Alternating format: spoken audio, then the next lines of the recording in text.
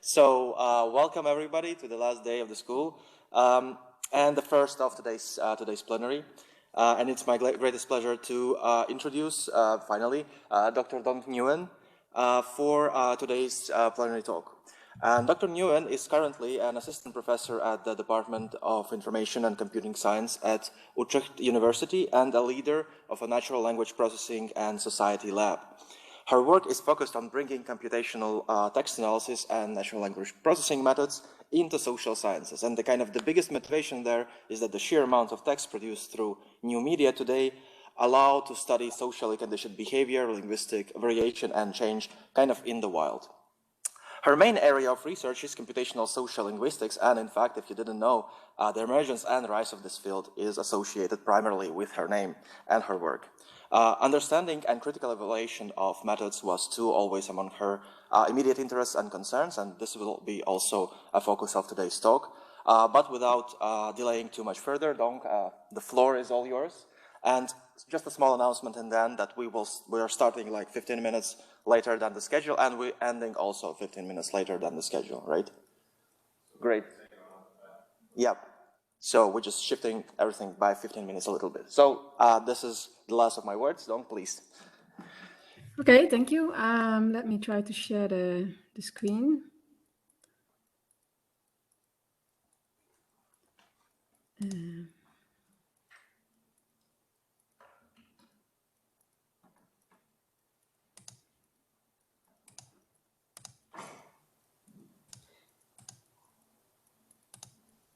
Can you see the slides?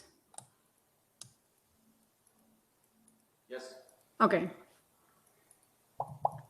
I think there's time for discussion afterwards, but if there's something not clear, then also, I guess, feel free to interrupt or ask during the talk as well. And it's slightly less than 1 hour, I think, so we might finish a bit, we might not be delayed too much.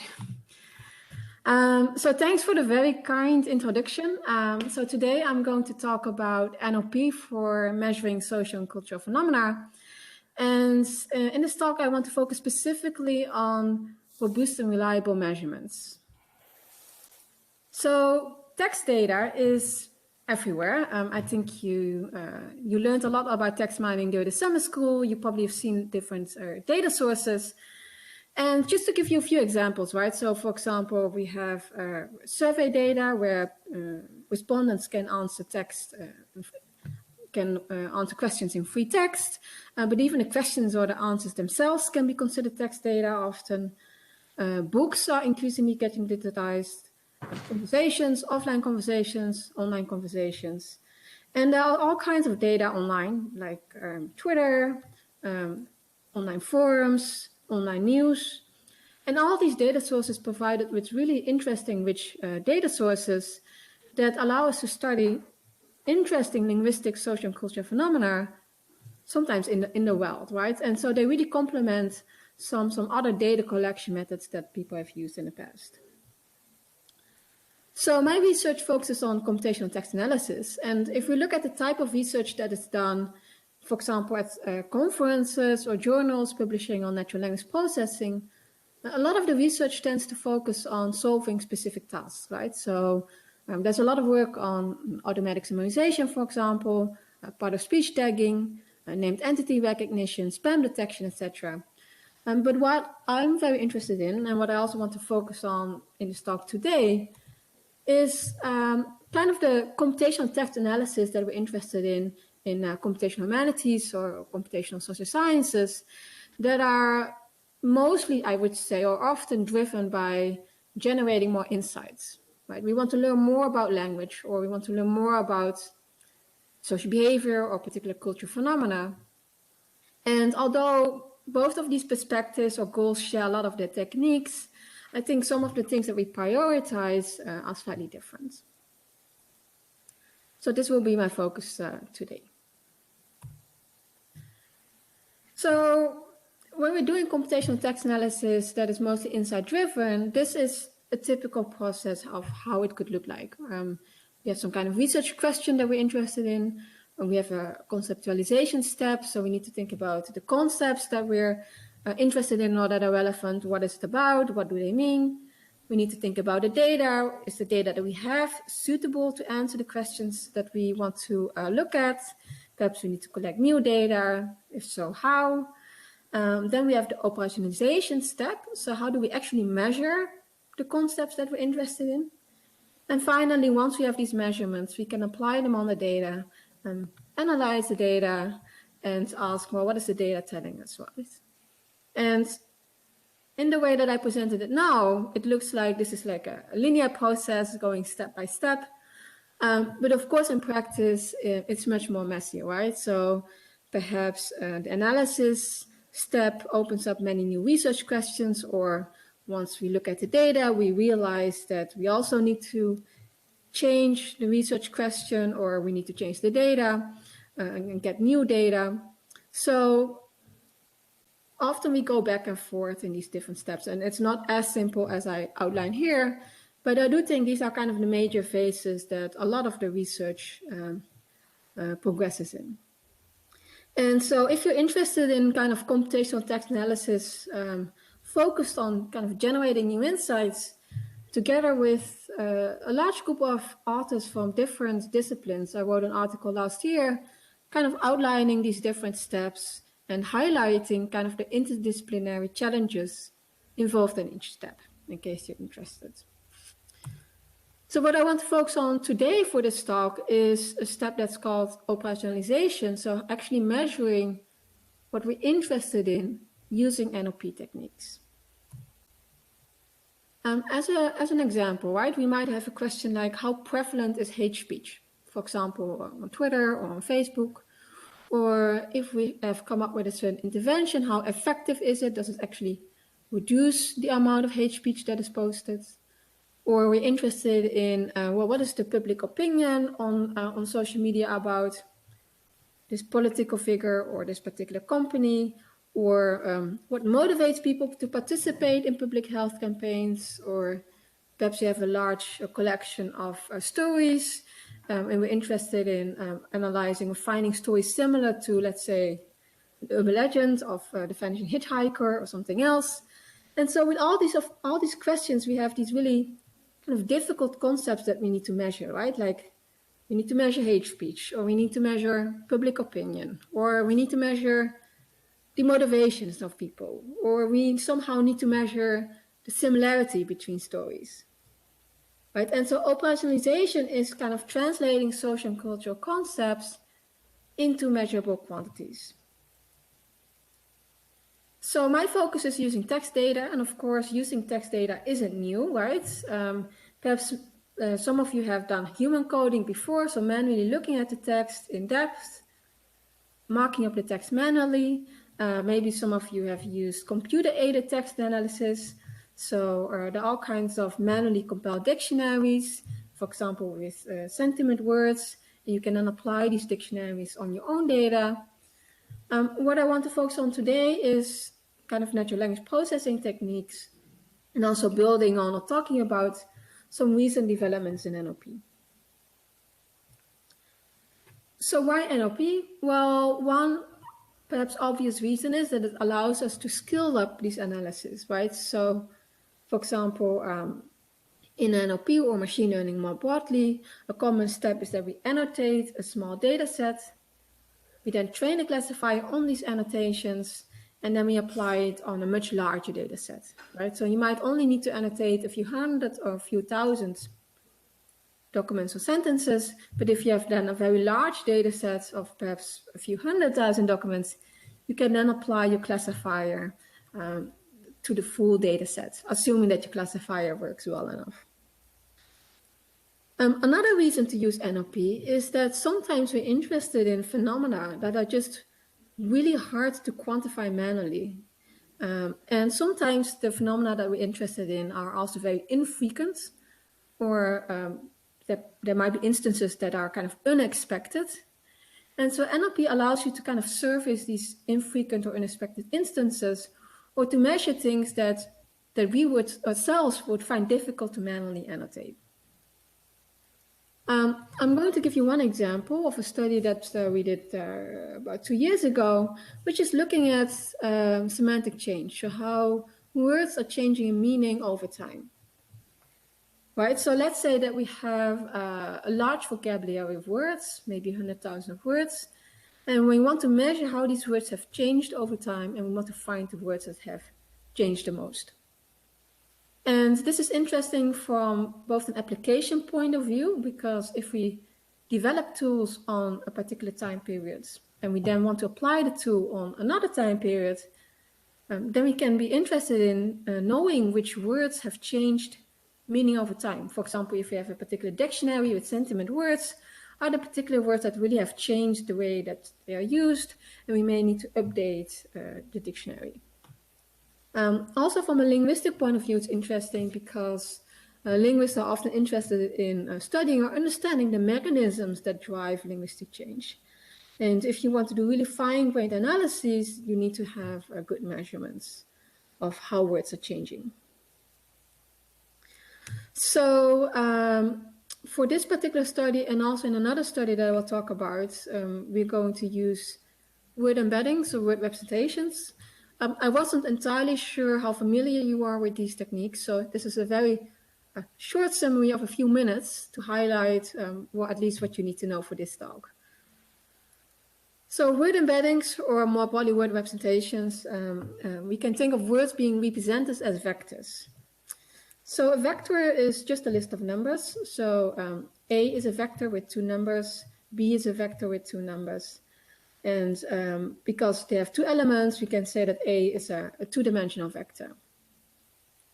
Now, if we have 2-dimensional vectors, we can plot them as points in a 2-dimensional vector space, as I show you here in this figure. And we can also have 3-dimensional vectors, like in this example, right? So now we have this 3-dimensional plot, and each point in this plot is a 3-dimensional vector. Now, a key idea in natural language processing that has really changed the field the last like 8 years or something, 8 or 9 years, is that we can represent words as vectors, as points in a vector space. And besides words, we can also do the same for documents or sentences. And typically, these vectors don't have just 2 or 3 dimensions, but many more dimensions. So, for example, 52,024 dimensions. Right? So you can think of these word representations as a big cloud of points, and each point is a word. So, for example, a word representation or word embedding for the word cat could look as follows. And the idea is that similar words are closer to each other in a vector space. So if 2 words are close to each other, so the points are close to each other, then they have very similar meanings. That's the general idea. And the hope is also that if we look at the relations or the positions between points in the vector space, they reflect linguistic relations, like semantic relations or syntactic relations. The nice thing is that we don't need to manually specify these vectors. They're automatically learned from the context in which the words occur. So, for example, let's say that we want to learn a vector representation for the word cat. We could look at all the sentences in which the word cat occurs in the data. We look at the context, the words occurring before and after the word cat. And you will note that even if you wouldn't know what cat means, if you would just look at the words surrounding the word cat, you would probably get a good intuition of what cat means. Right, so the distribution hypothesis is that words that occur in similar contexts have similar meanings, and this hypothesis is at the core of the way in which these vectors are automatically learned from large text corpora. So the general pipeline is that we have a large data set, for example, books or Wikipedia or Twitter. We give it to this algorithm to learn these word representations, and the output is going to be for each word in the vocabulary, like cat and dog, a vector representation. And these words, vectors or word representations, are used in neural networks, which have become really popular in NLP, so for text classification, sequence tagging, etc. But they're also increasingly used as research objects to study linguistic and social questions, for example. So that's what I'm going to give as an example. So if we go back to this example that I started off with, like we want to find words that have changed meaning over time, we can use these word representations to actually measure the change and to highlight words that have changed a lot. As an example, let's say that we have two different time periods, and we just learn for each time period, we learn these word representations, right? So it might look like this, and then there's a word like broadcast. Broadcast in the previous century was used a lot in the context of like broadcasting seeds, so kind of in the farming domain. But now broadcast is mostly associated with the emission of like radio and video signals and messages.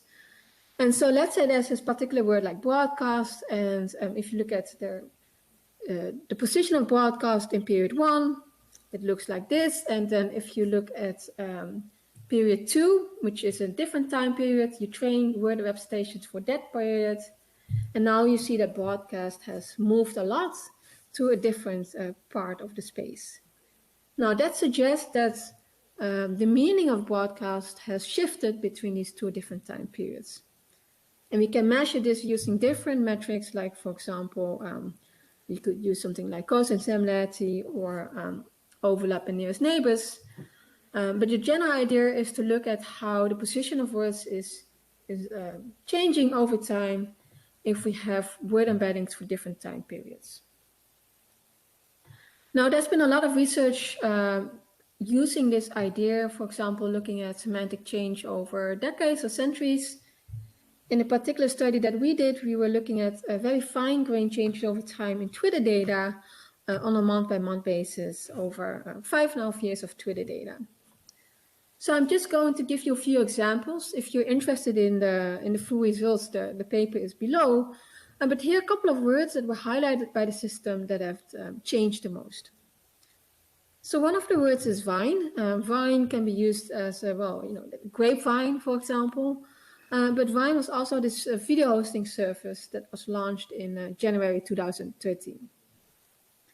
And so what this figure shows you is the blue line, which shows you the measured semantic change, so the measured change in meaning over time. The red line shows you the frequency of the word vine. And the green line is the point at which the biggest change was detected by the system. And you actually see that that point corresponds quite closely to the time point in which the video service Vine was launched. Here's another example, which is the word glow, which also was highlighted by the system to show really large shifts in the time period that we were interested in. I don't know if you know what glow means, but glow was used in many different ways.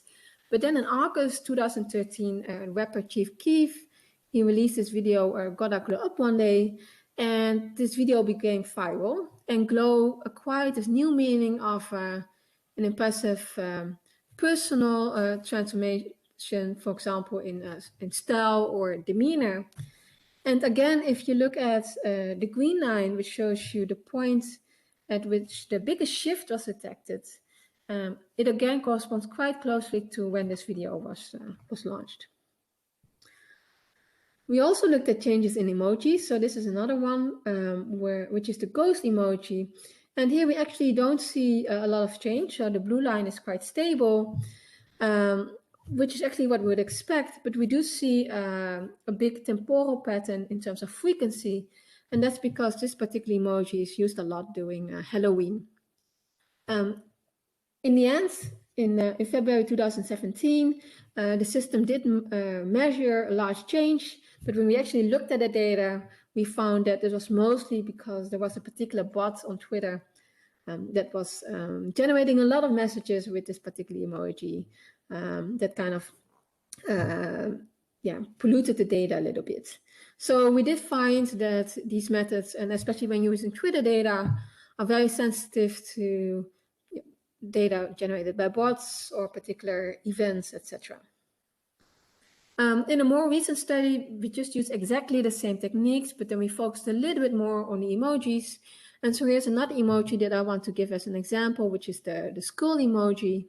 And here the red line shows you actually the message semantic change. And with the skull emoji, we see that in the beginning in 2012, it was mostly used in a literal sense. So words that were close in meaning to the skull emoji were words like zombie, corpse, bury, undead, murder, etc. But then from 2013 and onwards, the skull emoji was used in a much more kind of a figurative way, and other words like LMAO and other variants became more similar to the skull emoji. So this is just an example where NLP can help you to find, let's say, interesting cases of semantic change, and also to measure it on a very fine-grained scale, which I would say would be really difficult to do even manually, right? Because you actually need to analyze a large amount of data to be able to detect these changes. So overall, if you look at NLP the last, let's say, 10 years, we have seen really big advances in NLP, especially with the popularity of deep learning. And so if you look at all kinds of different tasks that people have worked on, we've really seen a big improvement in terms of performance. And that has made many researchers, but also people outside of academia, very excited about NLP and the developments in NLP. And I'm also very excited about it. But what I want to highlight a little bit more today in this talk are some things to think about when you want to apply NLP in your own, let's say, research, because performance numbers can sometimes be a bit misleading as well. And I will talk about it a bit more. So a key question that I hope you will kind of keep in the back of your minds when you're working with text mining to let's say, answer a question in the digital humanities or in computational science is, well, can we be really sure what we're measuring, that what we're measuring, can we be, are we really measuring what we intend to measure, right? And this is core because if the measurements that we use, if they are not valid or reliable, then we may draw incorrect conclusions. So I want to highlight 3 different aspects or things to think about during this talk. And the first one is the question of a ground truth.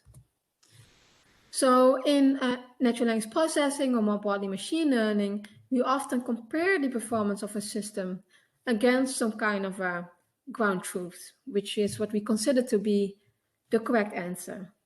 But what I found interesting is when I talk to researchers from digital humanities especially, but sometimes also computational social science, is that often it's less clear what the correct answer is, right? Sometimes we just don't know. The study that I just discussed with how words are changing meaning over time, I think is actually a good example, right? So we started off with this question, like, I want to find words that have changed meaning over time. And well, if we knew the correct answer, if for all the words in our data set, we knew whether they actually had changed meaning and by how much, then we wouldn't need our computational system, right? So that makes it very difficult to actually evaluate our system. So in this case, it's actually very difficult to get a really good ground truth to compare or evaluate our system against. Of course, researchers have tried different things, like comparing the output of the systems against, for example, dictionaries, right? Looking at the meanings that are described in dictionaries, and if they indicate a change. The difficulty is that a lot of the words or meanings that we're interested in are not included in dictionaries, especially when we're looking at social media. And they may actually never be included based on the scope and the goals of the dictionaries. Something else that people tried is manually creating lists of words that they know have changed for sure. There are a couple of words that are very well known to have changed. The problem is that for these words, the trends are so clear that actually all the systems will detect them. And so it's actually really hard to measure the differences between these systems based on this small list of words. So when we started off this research, where we wanted to look at how words are changing meaning over time in Twitter, we really ended up kind of focusing on this question, like, how can we evaluate our system? Because that kind of was preventing us from moving forward in this work. So here are a couple of steps that are involved in building a system like this, right? So for each time period, and we looked at a month-by-month basis, for example, January 2012, February 2012, etc. For each time period, we train these word embeddings, and then you compare the word embeddings, for example, for the word lit in January 2012 with the word embedding for the same word in February 2012, etc. So the first step is that you need to train word embeddings, and there are many different algorithms out there that you can choose. Then you need to make sure that embeddings are actually comparable between different time periods, and there are also many different algorithms or methods that you can use. Then when you have two time periods and you want to compare the word embeddings, you need to measure the change, and again, there are many different options that people have proposed in literature. And finally, you have a full vocabulary and you want to rank the words that have changed the most. And again, there are many, many different options. And it's not important to know what all the options are. I think what I just want to illustrate with the slide is that there are so many different choices that you need to make when you're building a system like this, that you really don't know how to make these choices if there's not a good way to measure the quality of your system. So what we did in the end, and it's not a perfect solution, but it's the best thing that we ended up or could think about, was actually generating syntactic data that simulated semantic change. For example, we experimented with a scenario where we had a word that had two different meanings, and one of the meanings was increasing over time, C1. Another scenario was a word that also had two different meanings. One of them stayed stable over time, and the other one showed a large temporal pattern. And in this case, actually, we wouldn't want the system to detect or to say that semantic change was happening in scenario D3, because it's just a temporal pattern and not a real semantic change over time. And by generating syntactic data, we were able to test all these different options that we could have in a very controlled and a systematic way. And of course, synthetic data isn't perfect. It's a simplification of the real world, but it can be, I would say, a really useful method or approach to evaluate your system if you don't have any good other data to evaluate your system on. I don't see syntactic data a lot in NLP. It's increasing a little bit the last couple of years, but I've used it as well as in some other studies where we had kind of the same problem of having a good data or having a good control to compare against. And to generate good syntactic data, actually, I would say it's really crucial that we build on knowledge or theories from the specific relevant disciplines. And so this is actually an area that might be really interesting for collaboration across disciplines.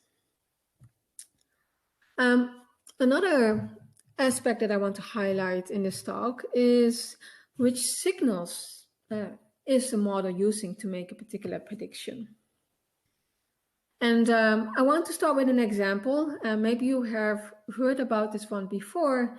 And this was an example of Clever Hans. And Clever Hans was a horse in the previous century. And he became really famous because it was claimed that he could perform arithmetic and other intellectual tasks. So you could ask, well, what is 7 times 2, for example? And by tapping his hoof, he could indicate the correct answer. Or you could say something like, if the 8th day of the month comes on a Tuesday, what is the date of the following Friday? And again, by tapping his hoof, he would indicate the correct answer. And you can imagine this attracted a lot of attention, right? Not just from the general public, but also people from the government, academics, etc. And so they started doing observations or experiments to really understand whether Clever Hans was as clever as was claimed.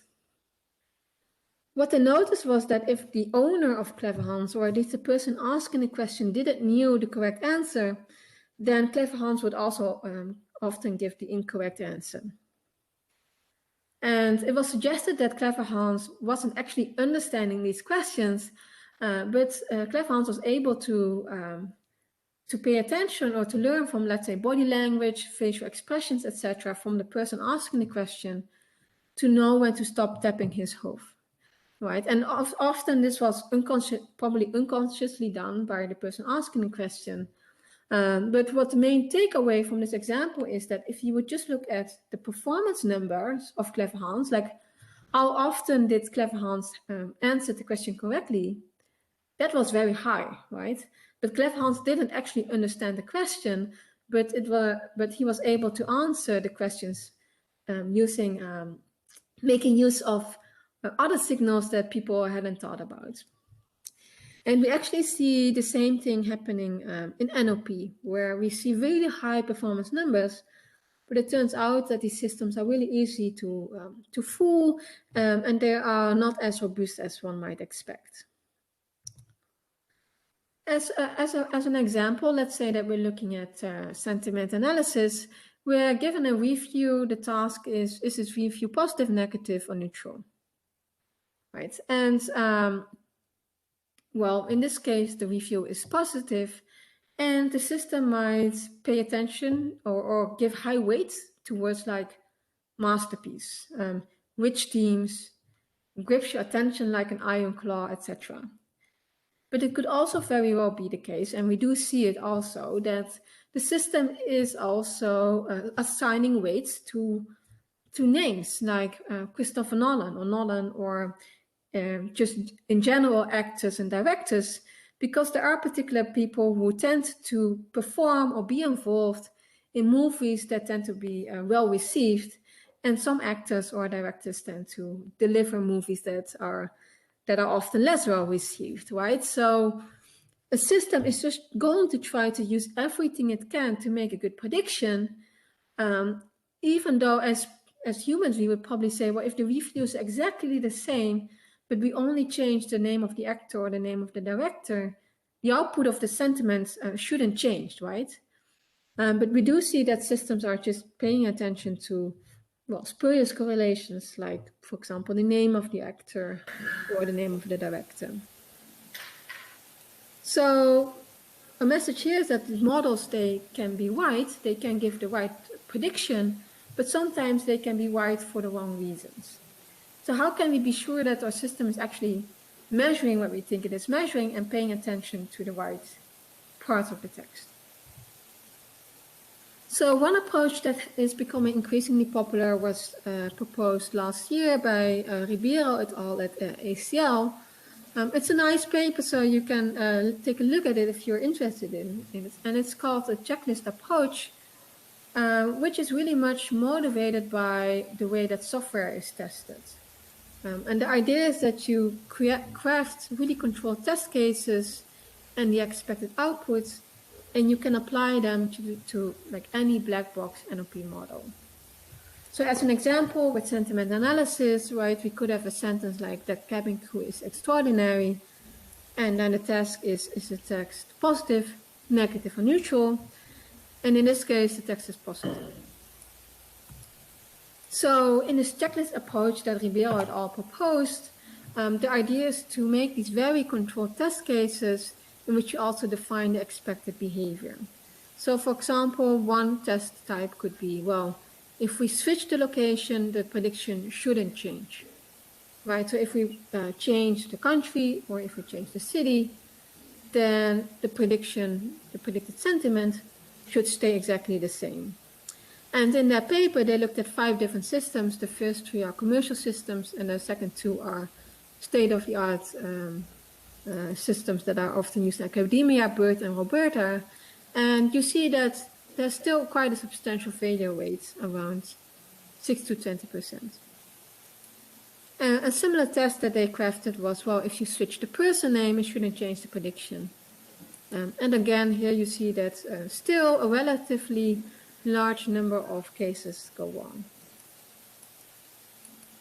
Another test type that they proposed was, well, if the sentence contains both author sentiment and sentiment by others, then the author sentiment is more important. So if you have a sentence like, some people hate you, but I think you are exceptional, then the correct output should be positive. And you actually see that for this particular test type, the failure rate is really high, ranging from 30 to 68%. And this approach is nice because once you have these different test cases, you can test your system in a very controlled way, and you can also apply it to all kinds of different models, right? It doesn't need to be a deep learning model per se.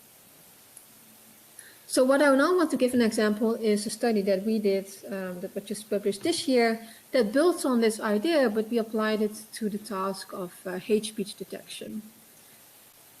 So hate speech is a problem that is, well, it's prevalent. A lot of people have heard and thought about it, have seen it online, and it's also something that a lot of these online platforms are very concerned about, right? Like Facebook, Twitter, etc.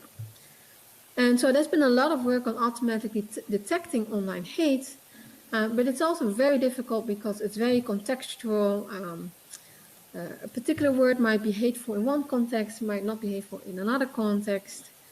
And there's been a lot of work on it, but still it's a very, very difficult and open problem. So in this particular study, what we wanted to do was kind of build kind of a checklist test suite for hate speech detection systems. And what we started off with was reviewing previous research, and we also had interviews with 21 employees from NGOs who work with online hate to ask about the experience with these automatic detection systems and also what they noticed went well or didn't went well or what they were missing. So here are a couple of the responses that people said, right? Like people will be quoting someone, calling that person out, but then that will actually get picked up or flagged by the system. So if someone posts hate speech, you actually quote that person and say, well, don't do this, then your message might actually be flagged.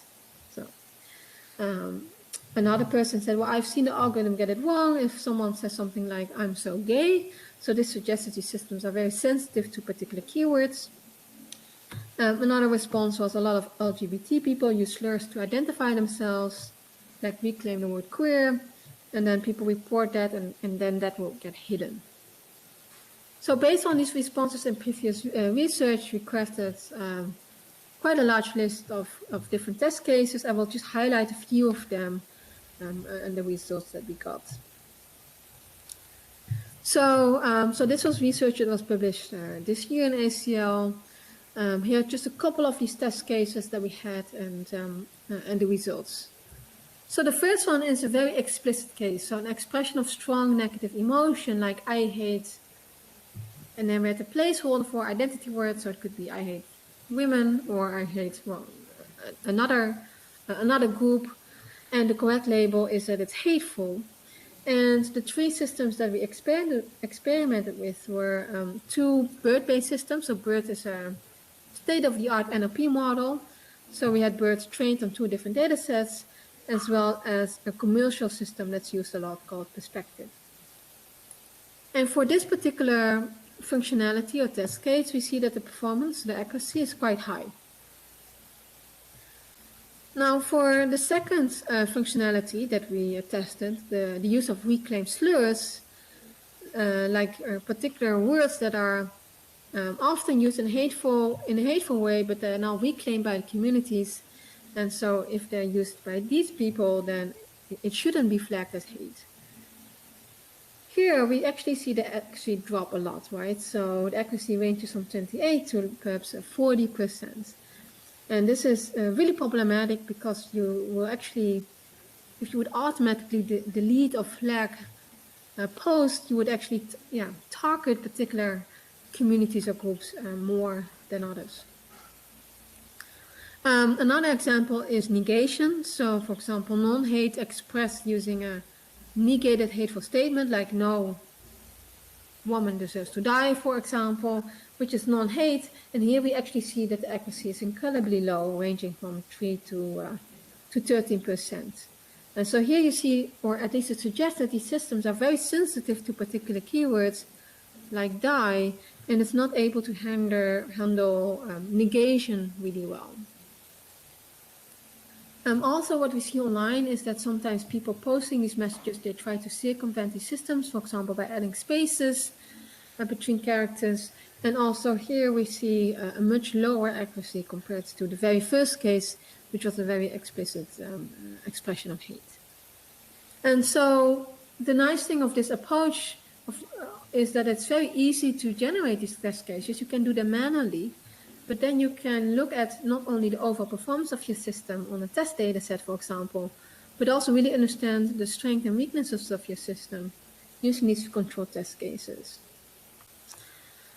Because we had these kind of identity placeholders, we could substitute different target groups and look at the differences in performance.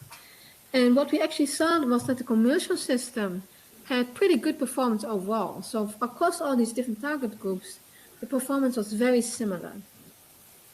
Now, if you look at the two academic models, actually we see very large differences between the different groups, right? And so this is an issue with the system performing much better on a particular group than on the other one, which is something that is problematic as well.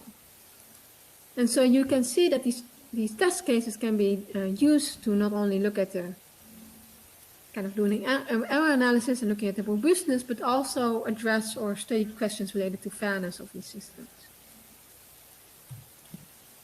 So my takeaway message of this particular part is that we shouldn't only look at overall performance scores alone, because sometimes they can be very high, but we also should test our models on a variety of really controlled test cases.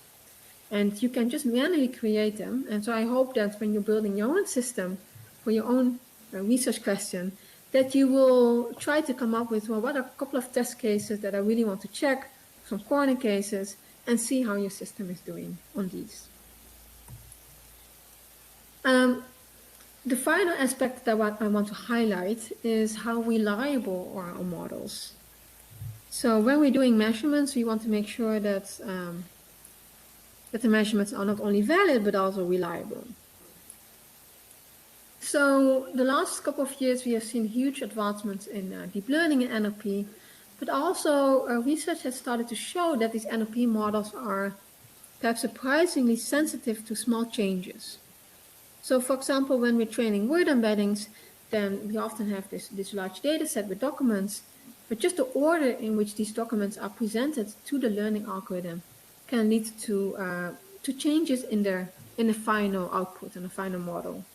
Or just by adding or removing a few documents, the output might change. Or you keep everything the same, but we just use a different random seeds. Even then, the output might slightly change. More recent research from this year, they looked at BERT. BERT is the state-of-the-art NLP model. And there they also showed that different random initializations and data ordering can also lead to quite a large variance in terms of the results. And this is problematic because sometimes people claim that the system is much better than other systems, but then this type of research has shown that just using a different random seeds might have resulted in very different conclusions. And so this is also relevant if you're interested in, let's say, questions from the digital humanities, because you want to make certain conclusions from your data, but what if you would have, would you have exactly the same conclusions if you would have changed your random seeds, right? Or if you would have changed the order of the documents during training or processing, etc. So it's important to understand how stable or reliable the output of your model is when you want to make particular conclusions from your NLP methods. So I want to highlight this in the context of looking at biases in embeddings, which is another area of research that has received quite a lot of attention in NLP recently. So there's been a lot of work in general in machine learning on fairness, and the idea is that often NLP or machine learning methods, they are trained on huge amounts of data. This data is often coming from the real world, and so therefore, perhaps to some extent, it's also not surprising that these models then pick up on, let's say, stereotypical associations or associations that we perhaps wouldn't want a system to pick up on. So if you remember the word embeddings that I talked about before earlier in this talk, I mentioned that if we look at the positions of the words in the vector space, these positions can sometimes reflect particular linguistic relations. So here are four words from word embeddings trained on Twitter: she, he, sister, and brother. And if we look at their positions, it suggests that the word embeddings capture information related to the gender of these words, right? Like going from she to he is similar as going from sister to brother. Now, if we look at other words like nurse and surgeon, we actually see a very similar relation. So going from nurse to surgeon is very similar as going from sister to brother or she and he. So it suggests that what the system has learned about nurse and surgeon contains some gender information. And this might not be desirable, right? Like if you look at a dictionary, what it means to be a nurse or what it means to be a surgeon, it wouldn't mention anything about the gender of the person. On the other hand, it might not be too surprising that the model has picked up on this, because in the data that the model has learned from, it is very likely that there perhaps are more female nurses and more male surgeons in the data. And you can imagine that this can be problematic, for example, when you're using these word embeddings then for a recommendation algorithm or a filtering system, right? So there's been a lot of work trying to measure gender bias in these word embeddings to first, well, just understand or assess the NLP models. But also some studies have suggested methods to kind of reduce or mitigate these biases. And to be able to investigate their impact, you also need to have a good way to measure the gender bias. It also actually presents an opportunity, because there's also research, for example, published in a PNAS, where they showed that using exactly the same idea, we can use these word embeddings to study stereotypes over time, right? So if you have data over a few decades, for example, like text data, you can apply exactly the same techniques to study how particular, let's say, gender stereotypes have changed over time. So in some cases it is problematic, but it actually can also be an opportunity to study trends in society. So in this particular study that we did, which is going to be published in Immunop this year, is that we looked at the reliability of gender bias measurements for word embeddings. So many different approaches have been proposed to measure the biases in word embeddings, but the overall framework that a lot of these approaches are based on is kind of summarized on this particular slide. So what we often have is a set of target words, like, for example, words related to arts, poetry, literature, drama, symphony, etc. Or you might have target words related to occupations. But the idea is that these target words should be words where, at least inherently, it's not gender specific, right? And then we also have gender-based pairs, and these are gendered word pairs like man and woman, or father and mother, where the words themselves indicate something about the gender. And then the idea is that for each target word, like poetry, you would measure the similarity or how close the word is to these words in these gender-based pairs. So, for example, if poetry is much closer in the word embedding space to words like man and father compared to woman and mother, then it suggests that poetry has a larger association with male words and therefore contains some gender bias. You can also aggregate across target words to get an overall score for a particular query, like get an overall score for arts or get an overall score for occupation words, etc. Now you can imagine that measuring gender bias in this way depends on a lot of different things, like which target words do we use? Which words do we use in our gender-based pairs? Which scoring rules do we use? How do we measure the similarity or the associations between the target words and the words in the gender-based pairs?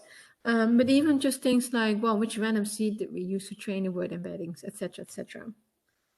So in this particular study, we wanted to assess the reliability of these gender bias measurements and how they are impacted by all these different choices.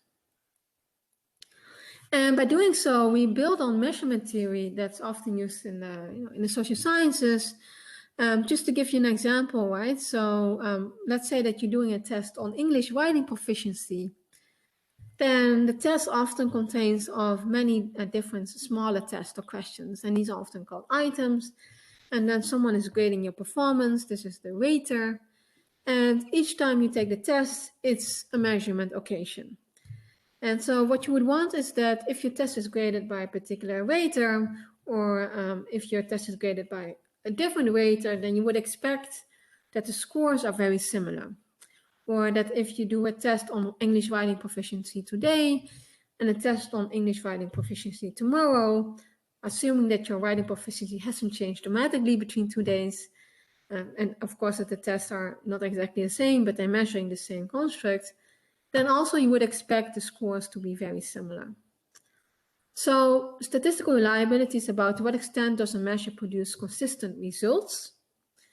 And here we looked at reliability of these gender bias measurements and with embeddings, and we looked at test-retest reliability, inter-rater consistency, and internal consistency.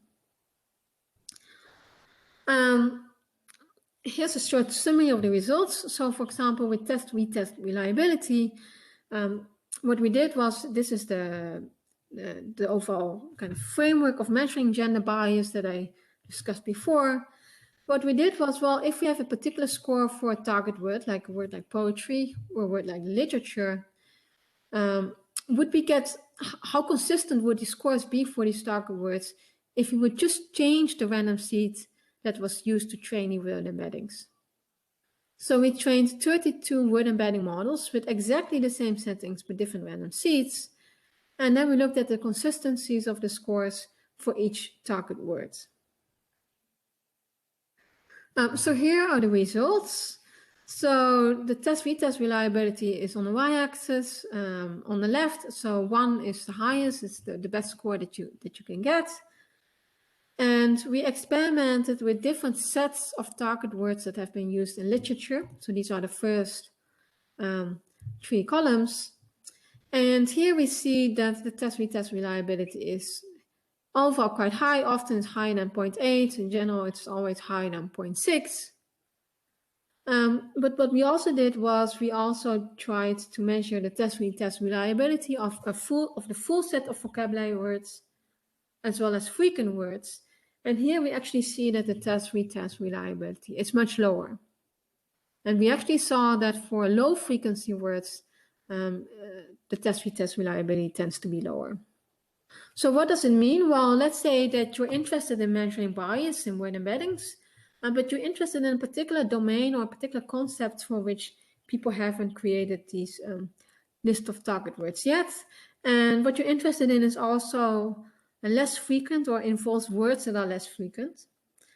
Then it suggests that you really need to be careful to think about test-retest reliability, because it could be that the words that you end up using would result in measurements that have very low test-retest reliability, so that when you measure it right now, let's say you might get a particular score, and then you test it another time with just a different random seed, you might get a completely different score. And this can be problematic if you want to draw conclusions from your findings. Another thing that we looked at was inter-rater consistency. So in this case, the raters are not people waiting a test, an exam or something, but the raters are these different scoring rules that assign a score between a word and a gender-based pair. And here we ask, what are the bias scores for target words consistent across different scoring rules? So we looked at 3 popular scoring rules. I will just give you one example to give you a sense of what a scoring rule could look like. So for example, let's say that we have this gender-based pair with a male and a female word and one target word W. Then one way to measure or to get a score is just to look at the cosine similarity between the target word and a male word. So for example, the cosine similarity between the word poetry and he. And then we subtract the cosine similarity between the target word and the female word from the gender-based pair, like poetry and she. And if the difference is very large, it suggests that there's a gender bias. And a lot of different variants on these scoring rules. We experimented with 3 different popular scoring rules. And here we actually see that these scoring rules don't agree a lot with each other. So the interrogate consistency is quite low, which I think we were surprised by. So on the one hand, we wouldn't expect to have a super high interrogate consistency, because if they would do exactly the same, why would have they been proposed in literature?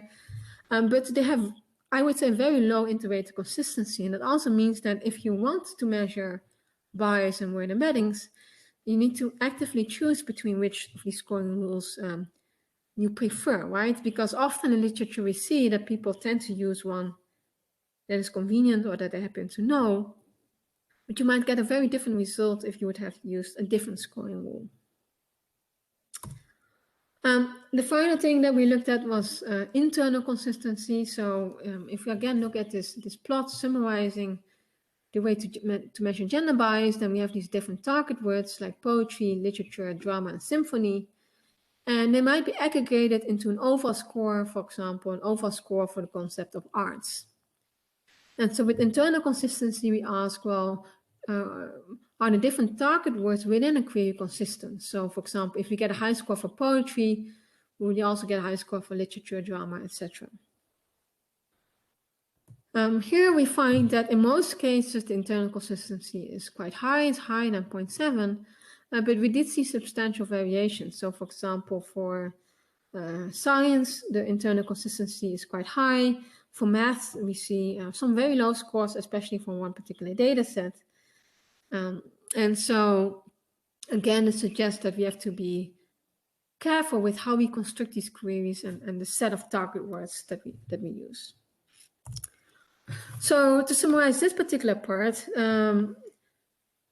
what we had as a framework for assessing the reliability of gender bias measurements and empirical analysis, but what I think the main takeaway message is for you, hopefully, is that we should not only care about the validity of our measurements, but we also should think about the reliability of the measurements, especially when you're using these deep learning methods from NLP. They can be very sensitive to really small changes, even like the random seeds. And so often what is recommended is to either use different random seeds and to report the average, but overall a better understanding of how sensitive these models are and what affects their reliability is something that hasn't been studied that much yet. I just want to conclude with some final thoughts, and then I'm looking forward to the discussion on questions. So hopefully I've shown you that recent advances in NLP are very promising to quantify social and cultural phenomena. But there are a lot of other things that we also should keep in the back of our minds, like the models can be biased, they can take shortcuts, and one really big challenge is that evaluation can be hard, right? So often the way that we evaluate the systems based on a training set and a test set is something that we should still do, but only looking at the performance on the test set can be a bit misleading. And so we really need to think about additional complementary methods to really assess these models in more depth. And so a quick question moving forward that I hope you will keep in your minds whenever you're working with text mining is how can we be really sure that we measure what we intend to measure. And I would say this is even harder for complex social and cultural phenomena.